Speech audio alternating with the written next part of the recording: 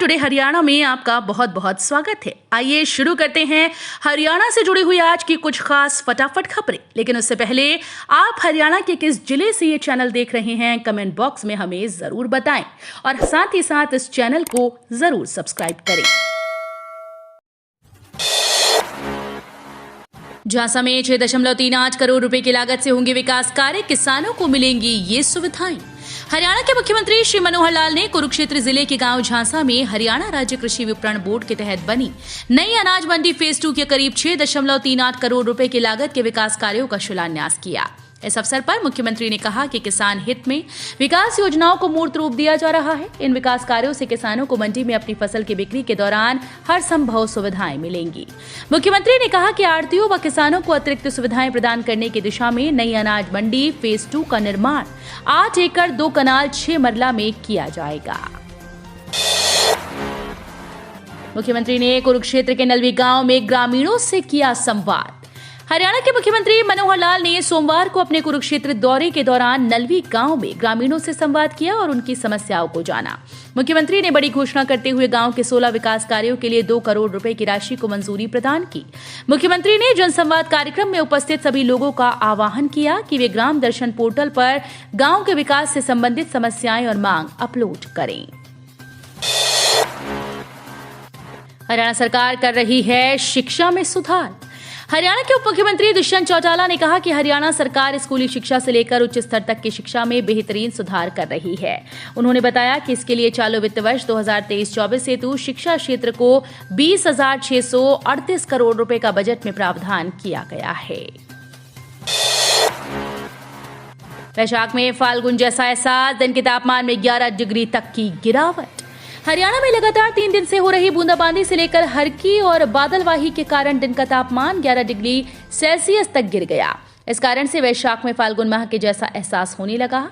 मौसम विशेषज्ञों की माने तो प्रदेश में 1 से 7 मई के दौरान बारिश संबंधी गतिविधियां बनी रहेंगी। कोरोना पर केंद्र की हरियाणा को सेकेंड वार्निंग। कोरोना संक्रमण को लेकर केंद्र सरकार ने हरियाणा को सेकेंड वार्निंग दी है। केंद्र की वीकली रिपोर्ट में दिल्ली के बाद हरियाणा में 9% सैंपल पॉजिटिव मिले। रिपोर्ट में 22 से 28 अप्रैल के सैंपल्स के डेटा को आधार बनाया गया है। केंद्र की ओर से राज्य की सरकार को कहा गया कि इस ओर ध्यान देने की जरूरत है।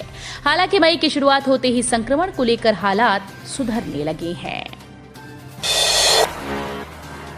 प्राइवेट सेक्टर में नौकरी के लिए अब ऑनलाइन आवेदन।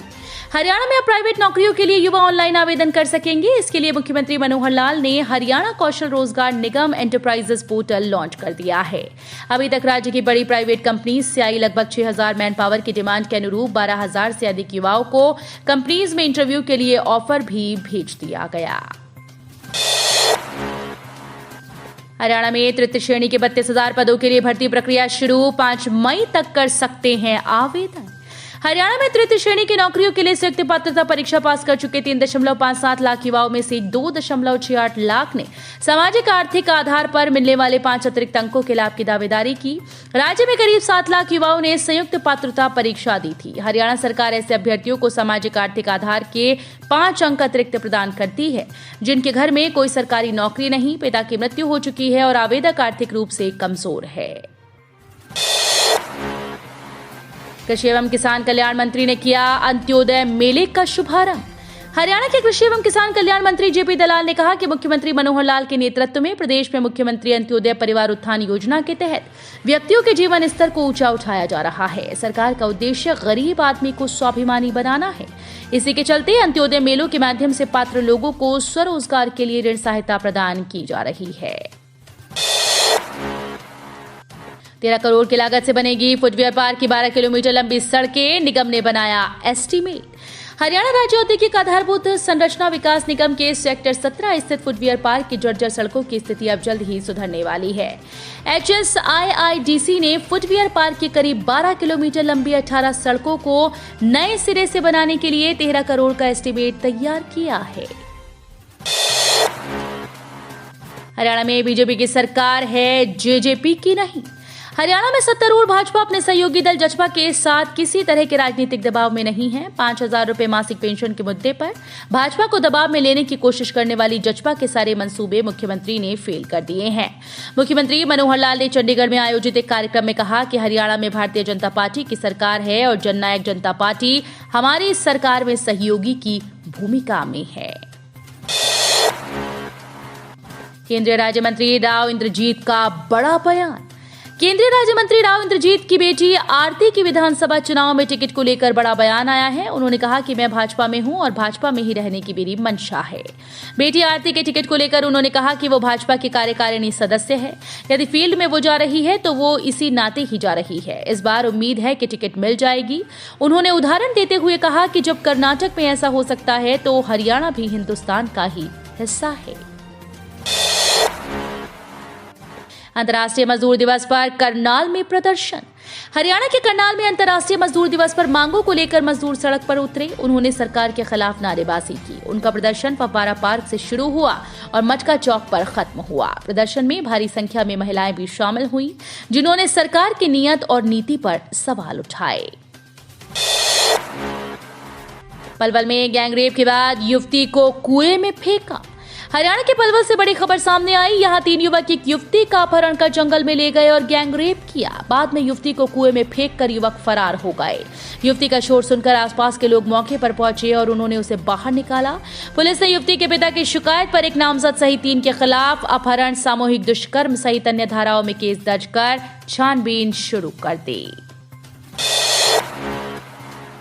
मोस्ट वांटेड आरोपी को 2 दिन का रिमांड। गौवंश की हत्या करने के आरोप में किया गिरफ्तार। गौवंश को जहर देकर उनकी खाल हरियाणा समेत दूसरे राज्यों में बेचने वाले मोस्ट वांटेड 10,000 के इनामी बदमाश को पुलिस ने शनिवार को कोर्ट में पेश किया, जहां से उसे 2 दिन की पुलिस रिमांड पर लिया गया। पुलिस आरोपी से पूछताछ में जुटी हुई है। नूह में हादसे में 3 लोगों की मौत।